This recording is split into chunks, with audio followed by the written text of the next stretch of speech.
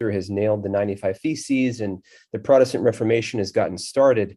There was a period of time where the Catholic Church responds to the Protestant Reformation, and Protestants typically call it the Counter-Reformation.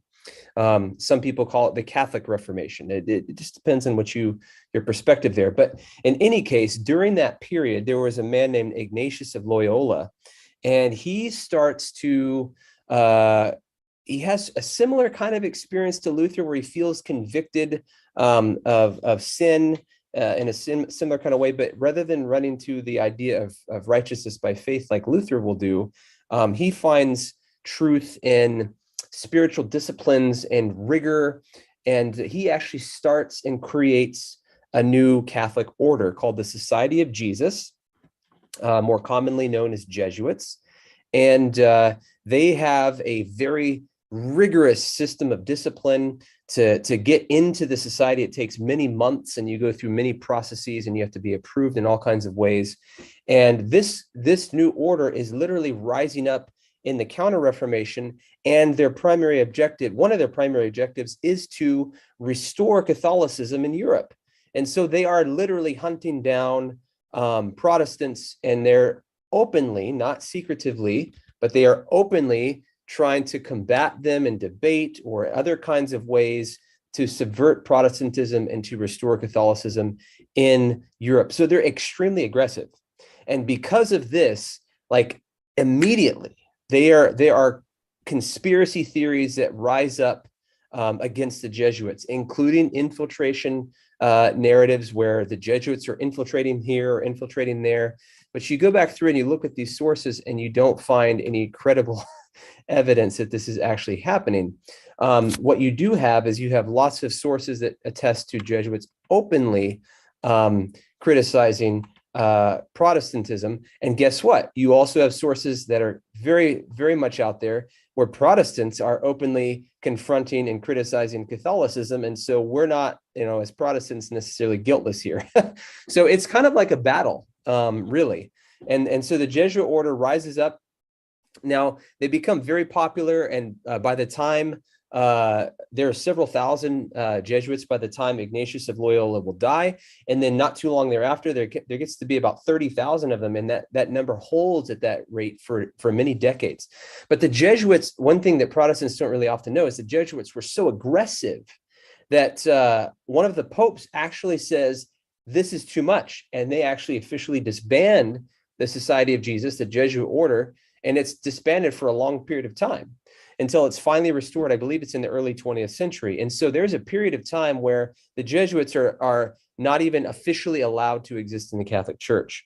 And in more recent decades, I remember from my class at the Seminary, Roman Catholic Life and Thought, I mean, we read some works of Jesuits, and these tended to be people that were more critical of the papacy and critical of papal authority. So my perspective of Jesuits from reading their own stuff is kind of like, well, they're actually pretty, they're often gotten into trouble still because they're pushing against papal authority even today. So anyhow, they're an interesting group of people, and they're very aggressive. At least they were very aggressive in when they started, and so that's where these ideas and anti-Jesuit stories and so forth start to rise up. They start to rise up really at the end of the 16th century when they start. Now you did indicate earlier that as Seventh-day Adventists, we are Protestants. Mm-hmm. So a part of who we are is this understanding that we are speaking out against the false teachings of Catholicism. Yeah, and we have this in common with other Protestant bodies. Mm-hmm. Yeah, that we speak out against the false teachings of Catholicism. I guess mm-hmm. some Protestants have adopted a kind of a friendly approach towards Catholicism, mm-hmm. and because Seventh-day Adventists tend to be more direct with our preaching and more aggressive in our defense of Adventism and speaking out against the ills, what mm-hmm. we consider to be false teachings, and there are many, the state of the dead, the change of the Sabbath from Saturday to Sunday, etc. So that there is in our our theology something that counters, speaks against Catholicism.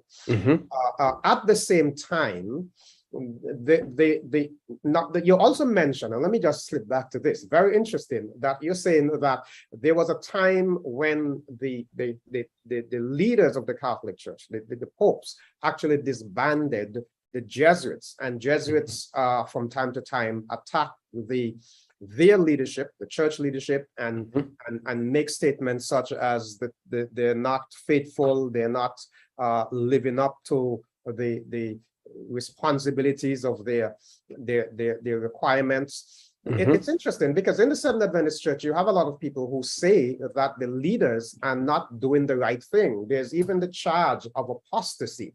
Now, let's speak directly to the charge. I've heard all sorts of charges of Jesuit infiltration in the church. You didn't give a little bit about it, the why, but if you can say a little bit more, where did this theory arise and what is behind it exactly? Yeah, that's a great question. I think that Jesuit infiltration conspiracy theory has probably always been a part of Adventist history to a degree.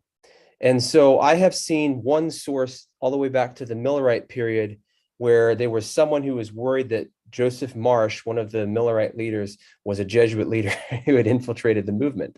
And then eventually he convinces them he's not. And so that there seems to be some level of it there. And then as Michael Campbell has pointed out in his work, there's the famous case of B.G. Wilkinson, who denounces, I believe it's his name's Albertsworth, who was teaching, I think, at Washington Adventist College. And he denounces him as a Jesuit infiltrator and claims that he has proof of it, which no one ever has seen. And so there are some cases like that, but I don't actually think that it becomes a major sort of force like it is today. And it's not a huge dominant force, but it's very prevalent. And I don't think it was very prevalent in our church before the 1980s. And in my own research, I have focused a lot on a man named Alberto Rivera. Now, Alberto Rivera is not a Seventh-day Adventist, but a lot of Adventists love him. And if you're an Adventist who knows about Jesuit infiltration conspiracy theory, or you believe in conspiracy theories, you know exactly who I'm talking about. Because Alberto Rivera is one of the most well-known supposed Jesuits who had been a Jesuit. He claims to be a Jesuit priest and bishop, who apparently, as his story goes, converts to Protestantism and then starts to expose the Jesuits for all their nefarious deeds. And so he writes a series of comics, literally they're comic books. This is the first one, called Alberto. It came out in 1979. And then another 5 of them follow. After Alberto comes out, the next one is Double Cross. The third one in that series is The Godfathers. Okay. Then there was The Force, and you can see these are really graphic. They're actually very interesting to read. The Four Horsemen, Part 5. The Prophet, which if you can remind me, I'll tell you some fascinating stuff about that one in particular. Then there's also some related ones here. The Big Betrayal. This is not an Alberto story, but it's a spin-off of Alberto. Then there's the one on the Jesuits. And then there's another one that Alberto himself will publish later from his own, what is it called? Antichrist Information Center Ministries or something to that effect. And so that's significant. And so Alberto Rivera is very important because he is claiming to be a Jesuit priest who infiltrated Protestant churches and was told to by his authorities, and then later comes out and claims that he is exposing them for what they do. And there are a few other people like that in history, but he is without question the most famous. And so I did a lot of work on his biography, and I'll tell you in a nutshell, it's not true. Rivera apparently was raised in a Catholic home, but he was never a Catholic bishop or Jesuit bishop or priest even. And what you do see is you see during the period of time where he claims that he is a Jesuit, you see him married, and you see that he has a child, and his child will later die. And you have someone named Gary Metz who did a lot of work to expose the other nefarious deeds that Alberto Rivera is engaged in, all the petty crimes. I think he's involved in stealing some credit cards. There may be even an auto theft in there. There's other things that he does to his own church members, even after he's brought out and he's a full-on evangelical, and he ends up stealing tens of thousands of dollars from his own church members, and gets into all sorts of other crazy kinds of misdemeanors and small kinds of crime. I have gone through a lot of work in getting information on him. So I've collected documentation throughout America on Alberto Rivera, including getting his FBI file. That took several years to get from the federal government, but I've got it. I also got information, packets of primary source documents from Australia and from Great Britain. And so I actually took this very seriously. I wanted to know, hey, is this guy for real? And I can tell you, and I can even show you if we had more time. I'm very happy to show you all of my documents. No, he is not for real. He is either outright lying, or he was actually self-deceived and had convinced himself that he was a Jesuit and he had some sort of mental problem. But he is not a real Jesuit. But nevertheless, in his first comic book here, Alberto, this is in 79. And on page 28, he drops a very important line here for Adventists. It's right here. You can't really see it, but this is talking about Vatican II, the Second Vatican Council that was happening in the 1960s. And after this council, he says that the Jesuits made all of these plans, laid all of these plans, and now I'm quoting here. He says the first Protestant groups they moved on were, dun, dun, dun, the Seventh-day Adventists. We're named here. Interesting. We're named here. And so for the first time of which I'm aware, you have some sort of scholar, like some sort of expert. Now, he's a fraud, like I told you, but he is claiming, now it's in a comic book, but he's still claiming that we are being targeted after Vatican II by the Jesuits, and we're not only targeted, but we're named number one. And so this becomes huge for Adventists, and they latch onto it quick. So if you go to YouTube right now and you Google Jesuit Infiltration Conspiracy Theory, you say nothing about Adventists, the top most popular video is an interview of Alberto Rivera. And guess who's interviewing him? A Seventh-day Adventist. And the Seventh-day Adventists produced this video. And Alberto Rivera likes Seventh-day Adventists. You actually see some Seventh-day Adventist sources cited in these comic books. Okay, and so he actually likes Seventh-day Adventists and had a close relationship with certain Adventist people. And so it's during that time where you start to see a lot of things come up. And so you start to see, for example, in print, it gets to the point, and I think it's about 1990, where Clifford Goldstein is going to offer $1,000 for anyone to actually give proof that the Jesuits have infiltrated the General Conference or the Adventist Church. And of course, what is the next thing that happens to Clifford Goldstein? Boom, he's denounced as a Jesuit infiltrator himself. And that's how it works. So people in Alberto's lifetime, they would interview him. And I have these interviews. I have recordings of these interviews. There's many of them on YouTube. I have some that I've got up in other ways, from other places and other sources and individuals. But you can hear them. And like there was one, he's at one evangelical church, and this person is very sincerely, very calmly, without any sort of accusatory tone, just simply asking him, so can you tell me, how did you actually do this? Like, how did it work? Tell us how it actually works, because Alberto never does that. He never actually tells you any real details about how he infiltrated churches and what his authorities told him to do. He has all of these comic books, and none of them actually tell you anything significant. So like there is no way to ever go through and verify, and he actually never gives you any real data. You go and you watch the interview that Jim Marabito does, the one I mentioned that's on YouTube, and Alberto never tells you anything of any significance, any detail. How does he actually do it? Never tells you. He just gives you these really amazing statements, and then no kind of evidence to back it up whatsoever. And so in that interview that I was telling you about, this pastor is just saying, okay, how do you do this? And as he's asking these simple questions that can hopefully just verify, because we would all love to know if Jesuits are infiltrating our churches. Everyone would want to know that, right?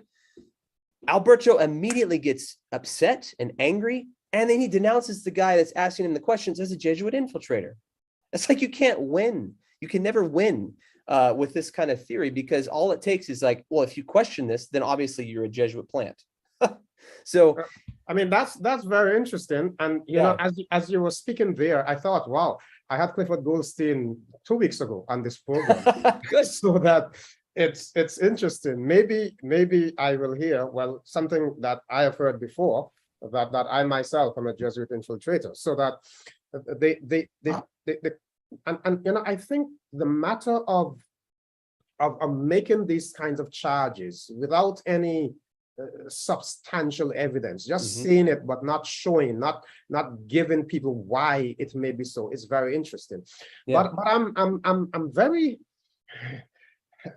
I'm sorry we only have 1 hour, because you said some things there. You know, my introduction to Jesuit infiltration ideologies and you know, is connected to what I have read about this same gentleman and how he's exposing the Jesuits in the Catholic Church and that kind of thing. So to hear that he is really not genuine is rather very amazing. Yeah, I have overwhelming amount of documentation to prove that. I ended up writing, the reason I did the research is because I wrote a paper on it for one of my PhD classes. But there are many other ways. You don't even have to do a ton of research, like at least in all the you can do this in another way. There was a man named Brian Onken who wrote another critical piece of Alberto and his story. And he just went through and he analyzed these comic books and said, let's look at the theology and let's look at the history that Alberto is sharing here. And you do that, and you're like, clearly he knows nothing about Catholic theology. He makes many, many mistakes in his understanding of Catholic theology and history. So let me show you this one. Like, this is called The Prophet. Now, can you tell who it's about from the cover? You should be able to. It's about Islam. Yes, yes. Alberto claims in this comic book that the Jesuits founded the Islamic faith, the Muslim faith. Now, there should be some kind of a red flag going in everyone's head right now. If you know anything about history, I told you the rough date, the late 16th century. That's when the Jesuit order is founded by Ignatius of Loyola. Go to any source and it's going to tell you that. Wikipedia, any encyclopedia, any book. That's when they start. When does Islam get started? And that's a giveaway right there. Yeah. Centuries before that. Centuries before that. Come on, how is that possible? This is nonsense. And yet we have Adventist leaders like Walter Veith, who makes the same claim. And guess what he cites in his footnote? That right there. And the way he cites it, it makes it look like it's an actual book. But you look up his source and it's a comic book. Is that a reliable source, a reliable scholarly source? No. No, it's not. And so a little bit of common sense goes a long way here, which is why I mentioned education at the beginning. Having some education tends to help with this kind of thing, because you can see through the arguments. You can see through how this is just unbelievable in every kind of sense. And so, yeah, it tends to be nonsensical every time you look, and they will tell you. So when asked, when someone was denounced as a Jesuit infiltrator, one of Alberto's his loyal people, they asked one of Alberto's followers, how did I get my Jesuit training? If I'm supposed to be a Jesuit, where did I get it? And they respond and they say, I don't know, maybe you got it in a confessional booth, or maybe you got it in a 30-hour course. What? You're telling me you can become a Jesuit in a confessional booth, like a couple minutes with the priest, and then you're a Jesuit? Or you can take even a 30-hour course and you're a Jesuit. I mean, come on. Like, it doesn't take much research at all to see that that's complete nonsense. And then many other times, time and time again, you look at Samuel Bakioki, an Adventist who taught here at Andrews, and he was denounced as a Jesuit infiltrator. Why? Because the Catholic Church published his dissertation and the Pope's imprimatur is in there. But guess what his book's about? It's about the seventh-day Sabbath and how the Sabbath was changed from Sabbath to Sunday. The Catholic Church does not like that book. And in fact, they've eventually banned that book. And he was the first and the last Protestant to be allowed to study at the Pontifical Gregorian Institute there in Rome. So like, his dissertation caused major problems in the Catholic Church because of what he's arguing. And yet, because it's actually published by them, because they published all the dissertations, or they tended to, then he's a Jesuit. Or take George Knight. George Knight has been he's been accused of being a Jesuit infiltrator. Why? Because he used a Latin phrase in one of his books. I mean, seriously, that's it. You know, and I could go on and on. It tends to always be that way. So how do you prove that someone's a Jesuit infiltrator? It takes maybe a photograph. You see someone here like Bert Beach. We could talk about Bert Beach being denounced as a Jesuit infiltrator because there's a picture of him shaking hands with the Pope. Okay. Ooh. So he must be a Jesuit. You know, so it doesn't take anything. A 2-second handshake, physical contact was all it took to make Bert Beach supposedly a Jesuit. And so these kinds of things are nonsensical. And there has never been any shred of evidence has ever proved that this stuff is true. And so I want to zero in on something. I have seen people make charges and have gone out of their way. You see sometimes a photo with a piece of a hand presenting a medallion to the Pope, and there is something to make it believe that the General Conference president is giving something to the Pope, and you have all these kinds of things without concrete evidence. You know, when you look at the background behind them, you're led to wonder, these individuals who are making these charges without doing real research, and we're talking about research that can stand the scrutiny of academia, and they're making these charges. Are they not eroding trust in the leadership of the church? Yeah, that's a great question. You know, I think we should step back and look at the theory of conspiracy theory a bit more to get to a good answer here. So I mentioned to you a book by Mark Finster. Let me grab it really quick. It's a little bit far of a reach for me. I'm on my laptop, so excuse me for 2 seconds. That's all right. That's fine. Let me grab it so that you can see it. People can have it in their library if they want it, because it's one of the best books on conspiracy theory that I have read that deals with theories behind it. And here it is. It's Mark Finster. It's called Conspiracy Theories, Secrecy and Power in American Culture. Now, that's focused on America, but nevertheless, the theories there are more general and broad globally. And he points out, he actually argues against the theory that people who believe in conspiracy theories are paranoid. And there's a historian named Richard Hofstadter who has put this theory out there that the people who accept conspiracy theories are all paranoid. And I think that's wrong. Finster's convinced me that that's wrong. And here's why. It's actually impossible with the way governments are set up to avoid conspiracy theory. Now, why is that the case? It's the case because no one can ever be transparent enough to allow everyone to see exactly what's going on. If you have any kind of organizational structure at all, you're going to have things that happen that not everyone can see. And so as a result of that alone, that allows for conspiracy theories to rise up.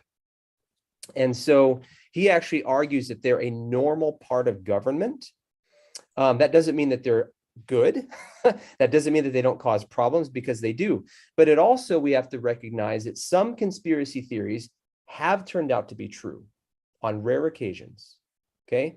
Now, I'm not trying to give hands and strength to people who believe in Jesuit infiltration conspiracy theory, because there's no evidence for it. Okay. But nevertheless, the point is, does it erode leadership? I think it does, but I also think it does something more. Infiltration conspiracy theories. Now, this is my own theory here that I think is useful. Infiltration conspiracy theories do something very specific. Okay, so I told you that Alberto Rivera writes his first comic book in 1979, and that mentions that they come after Adventists first, after Vatican II. What are we doing? What are we facing in the Adventist church around 1979, 1980, early 1980s? Is everything going great in the Adventist church, or do we have some problems? We have some problems, don't we? This is right when you have the rise of the Desmond Ford crisis, Walter Brimsmead. This is right when you get Walter Ray, Ron Numbers, and other kinds of things that are challenging authority and all kinds of things. And there's one thing that infiltration conspiracy theories do in particular. They allow somebody to recognize a legitimate problem and blame somebody for that problem while also protecting the thing that they love. Now, what do I mean by that? What do I mean is this. So in the Adventist context, people recognize that there were clear problems in the Adventist church. Well, where did they come from? It must have been the Jesuits. And if you blame the Jesuits for infiltrating the Adventist church and causing these problems, then you actually absolve the Seventh-day Adventist church as an entity of any guilt. But here's the thing. Here's the thing. Adventists are human, and we actually make mistakes. We don't need Jesuits to screw things up for us because we screw things up on our own. We're human. That's just what happens. And the devil is at work too. And so, like, we don't need any kind of infiltration conspiracy theory to do that. And so what it does is it's poking at specific leaders. And yes, it can, I think, Dr. Greene, I think it does start to erode authority in general. Because when you open that door and you start criticizing this one leader as a Jesuit infiltrator, well, how do you know his friend over here isn't? Because there's this friend over here is defending him. So like, then you can just start picking away one by one and then take down the whole thing. And so, yes, I do think it erodes leadership, and I think it causes big problems. I don't think that the people tend to be the paranoid type so much. I think that I know lots of people I love and respect who believe in Jesuit infiltration conspiracy theories. I mean, it's so prevalent. And they're not crazy people. You know, I think that they're misguided, but they're not crazy. So I'm trying to be nuanced here, and I hope you can understand and appreciate that. I appreciate this very much. In fact, there is so much that we need to talk about, and we have very limited time. Yeah. I know you are not going to be able to make it back next week, but we're going to have to find some time soon. I hope I can get to your schedule, that we can get a time soon to continue this very important discussion, because we have so much that we need to talk about. You know, the other day, and I'm kind of running ahead of myself, but recently we had a situation where a young man said to me, listen, he was planning to go to our university in Trinidad, University of the Southern Caribbean, to do theology. He felt God had called him to the gospel ministry. And an influential individual in his life said to him, don't go to that school. It's packed with Jesuits. They're going to make you a Jesuit. And he had this burden not to go because he didn't want to become a Jesuit. Now that, I think, is really sad. It's pathetic. And you have charges. If somebody is preaching something, you know, I made some quotations from the New International Version in a sermon, and then I heard, oh, I'm a Jesuit because I'm using the New International Version, and these kinds of things. I think, and unfortunately, many members catch on to these things, and without any substantive evidence, they begin to say, well, if so-and-so is saying this, there must be some truth in it. I think this is very dangerous. Yeah, oh, it is. It is. It absolutely is. Yeah, it's very frustrating on so many levels. But yeah, you're right. It's so prevalent. It's very common. One thing that's sad is it seems that a lot of these people, whether they'll explicitly say it or not, they have this idea that somehow you can be deceptively brainwashed into becoming a Jesuit or a Catholic. And it's like, do you not realize that is degrading your agency and also the power of God to keep you safe in life?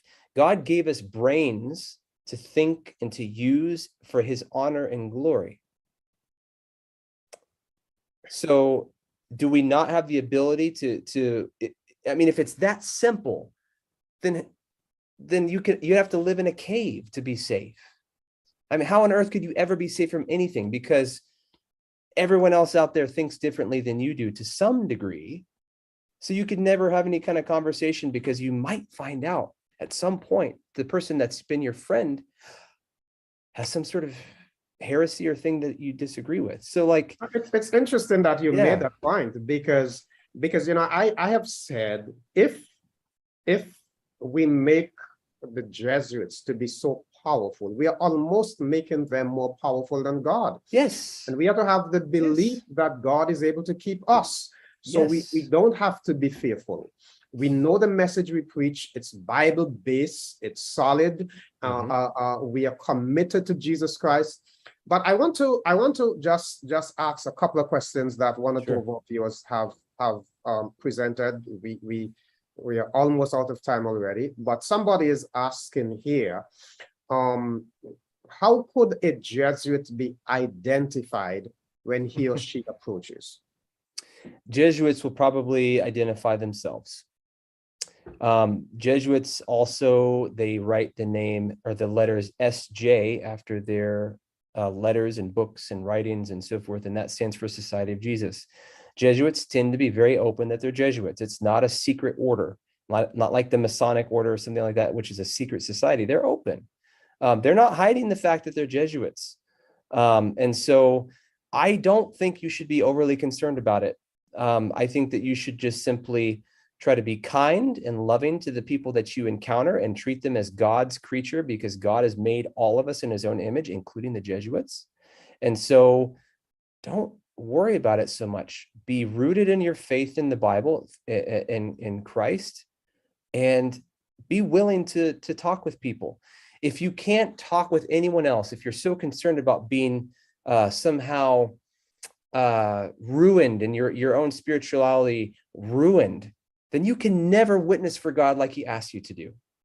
In order to be God's ambassador and witness, as scripture says, you have to go out into the world and you have to talk to the people who need to be reached. And that means you need to treat them with respect. You need to listen to them and be confident in your own faith, no matter what comes. So I hope that helps. Most definitely. Here's another question that someone's asking. If a Jesuit becomes an Adventist, wouldn't he still be branded as a Jesuit?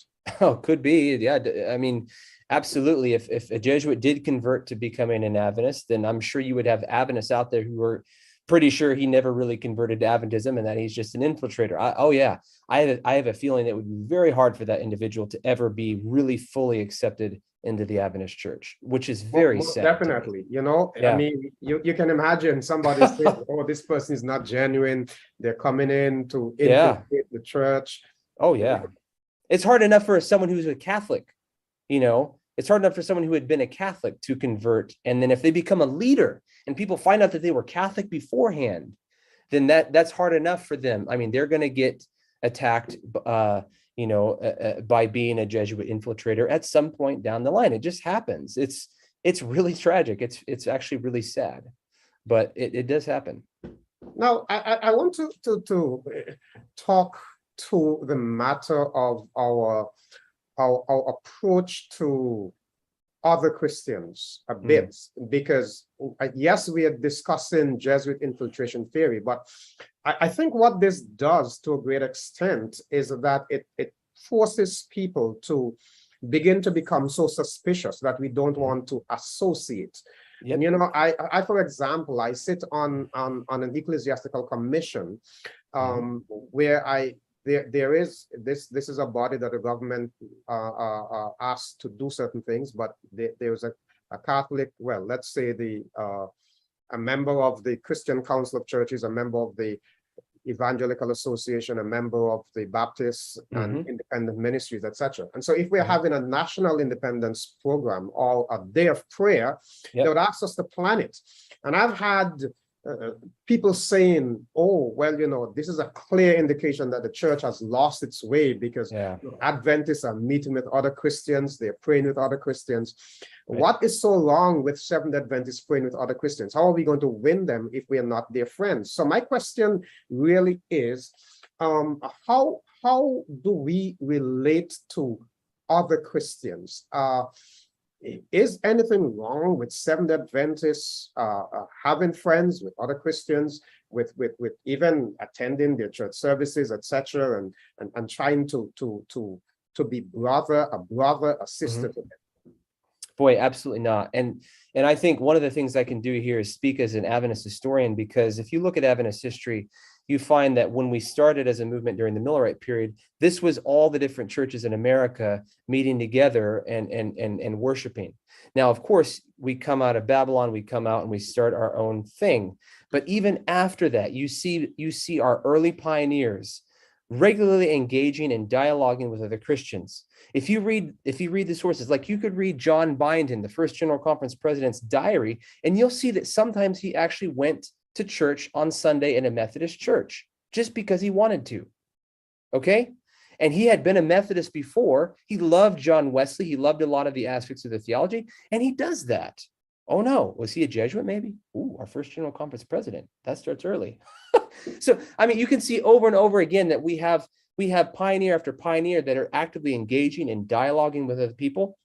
With some people that came really close with us, like the Seventh-day Baptists, they actually send official delegates to our GC sessions, and we actually send official delegates to their GC sessions. And that happened for decades. And so we were not afraid of the so-called ecumenism scare that starts to rise up in the late 1900s, late 19th century, I should say, and early 20th century. We're not there. That's a recent thing that's risen up with the rise of fundamentalism in the early 20th century and created a different kind of Adventism that everyone thinks has just been the gospel truth for Adventists the whole time. And it's not. When we started, we were very much okay with dialoguing with and even communing with non-Adventist Christians. Mm-hmm. Another thing is, there is also the charge that the Jesuits have not only come into the church, but they have worked to create some subtle changes. Mm-hmm. That people say, "Oh, I can't use the Seventh Adventist hymnal any longer because we used to have a church hymnal and now they've changed it to the Seventh Adventist hymnal." And there's a number they quote. I think it's 403, and they say, "Oh, this song says, 'Let us break bread together on our knees. When I fall on my knees with my face to the rising sun." And they say, "Oh, that's Jesuit theology." No, so when somebody says, for example, that the hymns in the hymnal are encouraging sun worship, and this is the work of Jesuits, how do you respond to something like that? The easiest and the best way is, okay, if let's take you seriously for a minute. If that is the case, if the Jesuits did get a song into our hymnal, or maybe a few of them, prove it to me. Show me the evidence. The evidence that is typically given, as you said, is like, oh, well, this is Jesuit theology. Oh, yeah? Is that really the case? Breaking bread on your knees and so forth? Can you prove to me that that's Jesuit theology and that no other Christians anywhere would agree to that kind of a statement? See, the way that this goes down and breaks down is there will not be evidence for that, and there is no evidence for that. And the thing is, too, I would add about hymns is music tends to be something that unites Christians. There's a lot of non-Adventist hymns in our hymnal, and that's because we as Adventists have appreciated them for so long. And I'll also add that every kind of songbook that we've come out with in our history has always been criticized by someone somewhere. Okay, so, and that's because we love music, right? But like, it's a very intimate kind of thing. And so people get upset if this song's cut out or this song's not, that made it in there. And so that is not new. But if you're going to say that the Jesuits are responsible for that, you have a lot of work to do to prove that theory to be true. And the simple fact is you're not going to be able to do it. I'm so happy that you are sharing from that historical perspective, because somebody listening to this program may say, well, I don't expect anything else. But, genuinely, I want people to be able to look seriously at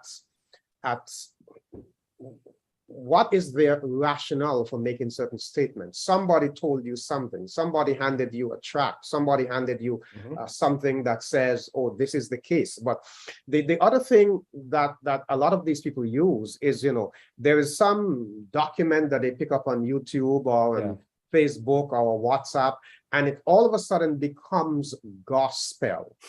That concerns me, because as I alluded to earlier, you find that ultimately individuals now become distrustful of the leadership of the church. They begin to think that the General Conference has backslidden, and all of a sudden, if the Seventh Adventist Church is losing its way, then what of God's remnant? Yep, right, absolutely, and that's happened. I mean, you have people like that have started out with the Jesuit infiltration kind of stuff, and their independent ministry has led them out of the Adventist church and become very critical. And they will say that the Adventist church is apostatized, that we've become Babylon, and all these kinds of that has definitely happened. And it's sad, because you're right. It tends to be something on social media. Here's an image, here's a document, but people don't know anymore. A lot of people don't know how to analyze a document. Just because you see an image doesn't mean it's a genuine image, especially in the day and age that we're in, where there's Photoshop and green screen and all kinds of stuff. Seeing is not necessarily believing. And there are institutions and entities out there, organizations that actually, they exist because they're putting fake news out there, like The Onion. The Onion specializes in creating fake news because it's fun, it's satire, but their intent was that they are clear, this is not real, but it's just funny, But this kind of stuff, people just don't know how to analyze things and analyze data and sources in this day and age, which is sad. I think, and I'll add this too, Dr. Greene. Unfortunately, I think that there's also a very strong bias here, so that people who are hard on the Jesuit infiltration conspiracy, hard believers in this, they would probably, if they ever even started watching this conversation, they would probably denounce both of us as Jesuit infiltrators. If they believed it so strongly, they wouldn't even listen to reason or listen to evidence, and so there's a strong bias wall that just gets put up in people's minds, and they don't want the truth. If it really is true that Jesuits infiltrate the Adventist church, then show us. I will always believe it if you can prove it to me. But no one can, because it's never happened. So anyhow, that's another thing that I think is involved in this whole dynamic, is that wall of bias. Genuinely, I think we have a very important message to share. We really do believe that Jesus is coming soon. And I think I'm not in any way suggesting that the church is perfect. And not. and that all of our leaders are perfect. I'm certainly not perfect. Yep. And it is quite okay for people to push for reformation and to push for revival, and that's a good thing. But at the end of the day, this is God's church. Yep. And we cannot afford to be fighting ourselves and not focusing on sharing the message of salvation. That is so very important. Absolutely. Now here's a question. Somebody's asking, just for clarification, who was it that called or accused George Knight and Clifford Goldstein as Jesuit? And they're asking, was it general people or the Adventist Church? No, and it wasn't any official person or group. It's some random Adventist somewhere. I don't know who it was or their names. But if you go on Google and you search for like Adventists, or if you search for like Jesuits in the General Conference or something like that, Clifford Goldstein is like one of the top hits. And I am the one who is pretty sure, because I did research on this, that the reason he's denounced as a Jesuit is because he offers $1,000 of his own personal money in the review, I think twice, if anyone can produce any actual evidence. And it's very much right after this that he's denounced as a Jesuit infiltrator. And that just fits the paradigm, so I don't know who actually was the one who did it, but it's It's completely nonsense. I mean, Cliff is a Jew. He's a Jew. He's an ethnic Jew, and he's an Adventist now. He's not a Catholic. He was never a Catholic. He's married. Jesuits can't get married, and so forth. So it's like, come on. I mean, simple facts are those are the things. That's all that's required to derail this kind of conspiracy theory, because it's that ridiculous. So, well, Dr. Burton, we only have 2 more minutes. And I'm wondering if you can just, in those 2 minutes, say something. This is going to be our final thing, because our time is fastly going. For those people who are really fearful that something is wrong with our universities, that they may send their children there and they may come back Catholics or Jesuits, what can you say to allay that fear? I can tell you that when I came to the seminary in 2011, I was shocked at what I heard. I was shocked at the ideas I heard circulating in the seminary. I was shocked because I couldn't believe that there were Adventists who believed some of the stuff that I heard. And you know what? Why is that the case? It's simply this: whenever you go to an institution of higher learning, you're with many other groups of people. And whenever you add groups of people and you start to talk about the things that really matter, you start to realize that there's a lot of diversity. And that is normal. That is simply normal. Now, I think I came out okay. And I think that everyone else that I was there with, for the most part, comes out okay. And there might have been 1 or 2 people who didn't, I don't know. But like all the people that I'm friends with and everything, we all came out okay. And here's the thing. That should strengthen your faith, and it has strengthened mine. Whenever you learn and study, that's when you really learn and know how to defend what you believe. And that is important. God gave us a brain to use it. He wants us to be able to communicate with people and to be able to know how to respond to different things out there.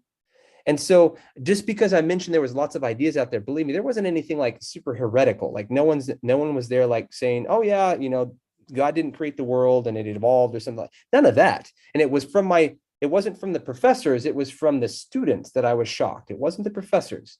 But whenever you come to any institution of higher learning, you are going to be immersed with a whole group of people that will think differently, at least to some degree, than you. And that strengthens you. It doesn't weaken you. And you shouldn't be afraid of that. We need to be teaching our children how to think and how to let God guide them through their intellect.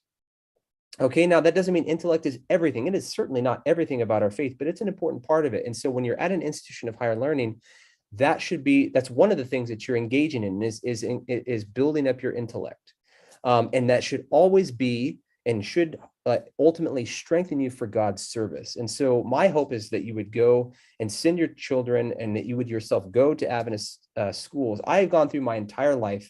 I love the Adventist educational system. I think it is amazing. I think that God has brought some gifted teachers to our schools. I think they're better than the average school out there. And I think that you will get a better education if you go. And so I think it's going to be only better for you. But don't be afraid to learn. And if you hear something that challenges you, don't just condemn someone as a heretic. Ask them, well, why do you believe that? Figure it out. And then if you still disagree, that's fine. But figure out why you disagree and how you can respond in a kind way to that person. So I hope that's a good way to end. But that's how I feel. Certainly. Thank you so much. And yeah. If you can just hold on for a while, don't leave before, because I do need to talk with you a little bit about arranging when Sure. we can continue. But friends, it was a joy sharing today and talking with Dr. Burton. We are delighted that he was able to take time from his very busy schedule to be with us, Director of Adventist Research. That's quite a bit. Associate Professor of Church History at Andrews University. Next week, we have a very exciting program lined up for you. We want you to join us at 3 p.m. Next week.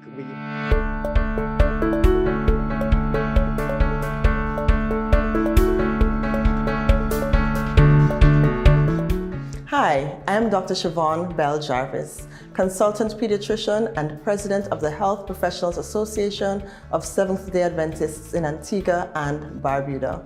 I'm a champion of quality improvement, an advocate for change, a servant of God, and a friend to man. As president, I have 3 primary roles, with God as our guide and in collaboration with the Health and Temperance Department of the South Leeward Conference of Seventh-day Adventists and the Ministry of Health, Wellness, and the Environment, I must ensure that our programs cater to every boy, girl, man, and woman.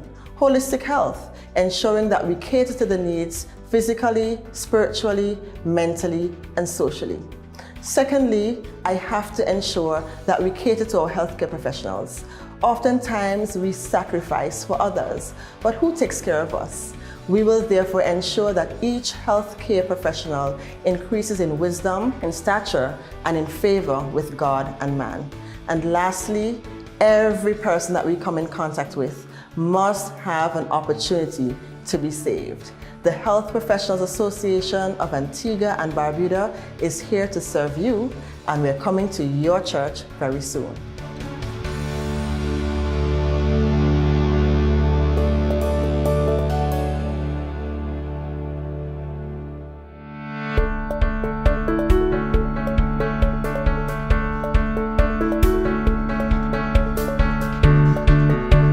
Hi, this is Dr. Andrew Gardner, Vice President for the Professional Health Association with responsibility for programming. Hi, I'm Valerie Williams, your second Vice President of the Antigua and Barbuda Seventh-day Adventist Health Association. I'm here looking forward to working with the members of our Seventh-day Adventist community in promoting healthier lifestyles. We know God called us to do His work, and we need to have healthy bodies in which to do so. And so I'm hoping that as your second Vice President, that I'll be able to equip you with some of the necessary tools in order for you to live healthy, happy lives so that we can do the work of God in this part of the world.